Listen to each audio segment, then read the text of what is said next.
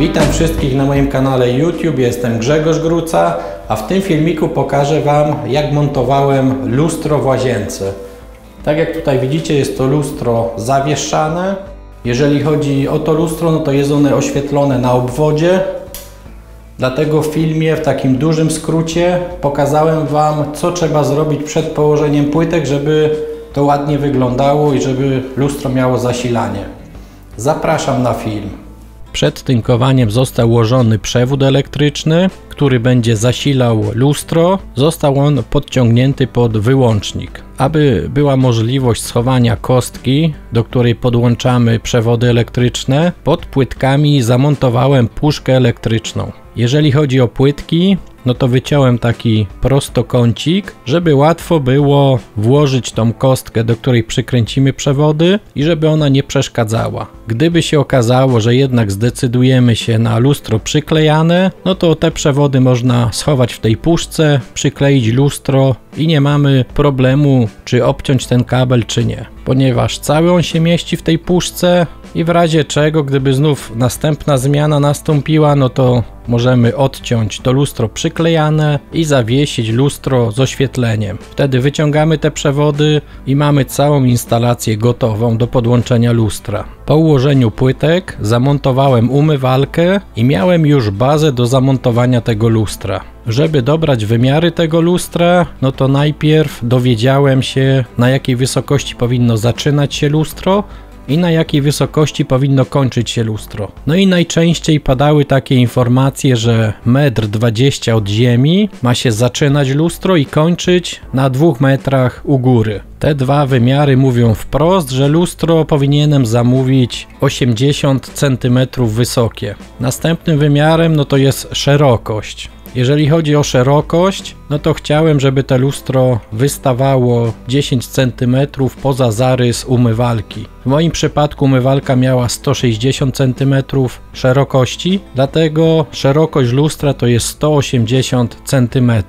Warto też sprawdzić przed zakupem, czy dane lustro będziecie w stanie wnieść do swojej łazienki. Znam jeden taki przypadek, że lustro było za duże, także nie mieściło się na klatce schodowej, która była dość wąska. Dlatego przed zamówieniem sprawdź sobie wymiar, weź kawałek kartonu i sprawdź, czy będziesz w stanie wstawić to lustro do swojej łazienki. Szukając luster podświetlanych, zwracałem uwagę na grubość tego lustra. Zależało mi na tym, żeby ta grubość była jak najmniejsza. I udało mi się znaleźć lustro, które jest grube na 3 cm i za tym lustrem mieści się ładnie zasilacz i oświetlenie LED. Jeżeli chodzi o takie lustro, no to było ono produkowane dla mnie na zamówienie i przyjechało do mnie kurierem. Tak jak tutaj widzicie, jest ono w ten sposób zabezpieczone. Producent powiedział, że zdarzają się, że te lustra są rozwalone w transporcie, ale jest to wina przewoźnika, dlatego trzeba spisać protokół uszkodzenia, no i oni produkują następne lustro. I co muszę powiedzieć, jak powiedziałem kurierowi, że muszę przy nim rozpakować to, ponieważ jest to lustro, no to kurier zaczekał, chociaż nigdy zwyczaju nie miał, ale jeśli chodzi o lustro, no to chciał zobaczyć tak duże lustro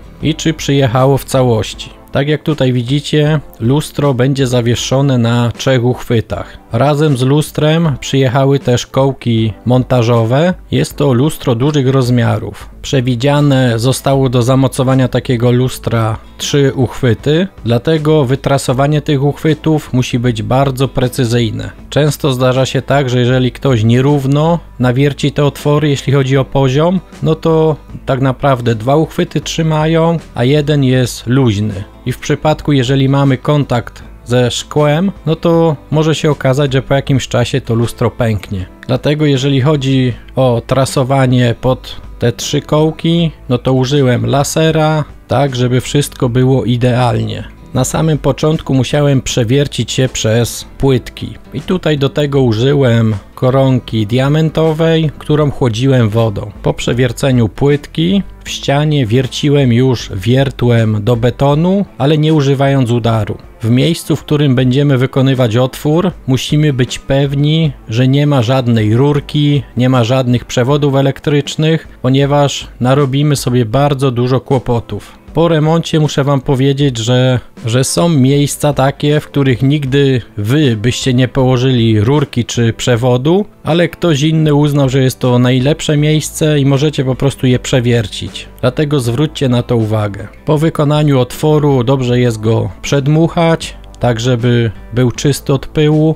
Pamiętajcie, że taki pył będzie przez cały czas się wydobywał i będziecie się dziwić, skąd on się tutaj bierze. A tak jak przedmuchacie, no to ograniczycie po prostu ilość tego pyłu, przez co tego pyłu w całym domu będzie mniej. Następnym krokiem jest włożenie kołków i wkręcenie uchwytów. I tutaj powiem, tak miło mnie te uchwyty zaskoczyły, ponieważ one się uginają. A co za tym idzie, jeżeli na 3 uchwytach zawiesimy to lustro, no to jeden uchwyt podda się mocniej, drugi mniej, ale jakoś to będzie ta siła rozłożona na 3 uchwytach. Dodatkowo też trzeba sprawdzić, czy te uchwyty w jednej płaszczyźnie odstają od ściany. Niektórzy mierzą odległość od płytek i gdyby się okazało, że te płytki są krzywo ułożone, no to lustro będzie wyginane. Dlatego po wkręceniu uchwytów dobrze jest przyłożyć poziomicę i sprawdzić, czy te uchwyty odstają od ściany i są ułożone w jednej płaszczyźnie. W miejscu, gdzie będziemy zakładać takie lustro, no to przygotowałem sobie takie miejsce, gdzie te lustro można postawić i chodzi tutaj o to, że jak będziemy kłaść takie lustro na jakiejś powierzchni, no to musi ona być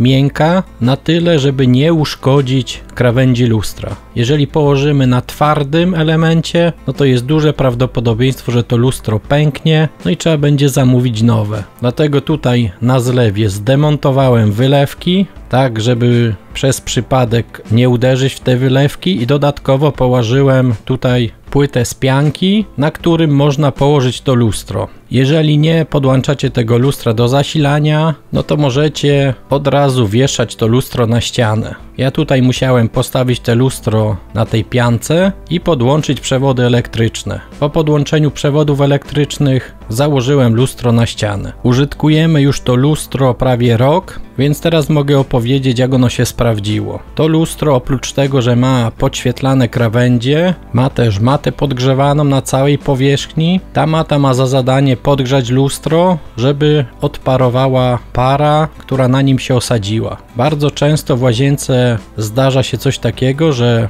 jeżeli bierzemy kąpiel, no to para osiada się na zimnym lustrze i żeby po prostu coś widzieć, no to musimy albo suszarką do włosów tą parę odparować, albo przetrzeć szmatką. No i tutaj muszę powiedzieć, że poprzez to, że wykonałem dobrą wentylację łazienki i używam takiego specjalnego termostatu, który reguluje temperaturę wody, osiadanie pary na lustrze nie pojawiło się. Dlatego ani razu nie użyłem tej maty podgrzewanej do lustra. Mając tego typu termostat, nie da się wziąć bardzo gorącej kąpieli, w której cała łazienka będzie wypełniona parą. Dlatego efekt ten nie występuje. Ale gdybym sobie przestawił taką baterię podtynkową na wyższą temperaturę, no to już efekt wystąpi i może przydać się po prostu takie podgrzewane lustro. Dodatkowo można było też zamontować takie lustro powiększające, na przykład do robienia makijażu. Jeżeli macie takie lustra z radiem,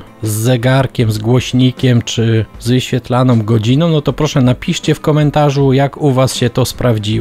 Czy warto dołożyć kilkaset złotych, żeby mieć takie bajery w lustrze? Jeżeli chodzi o to lustro, no to jest ono włączane zarówno od środka łazienki, jak i od zewnątrz. Ponieważ jeżeli nie potrzebujemy dużo światła, no to wchodząc do łazienki możemy z zewnątrz włączyć to lustro, żeby świeciło i nie musimy włączać oświetlenia sufitowego. Jest to zrobione przy pomocy przełącznika schodowego, że też od środka możemy je wyłączyć i włączyć. Jeżeli chcecie zobaczyć, jak ja wykonałem instalację wentylacyjną tutaj w łazience i jaką baterię prysznicową zamontowałem, no to zapraszam na moje filmy. Cześć!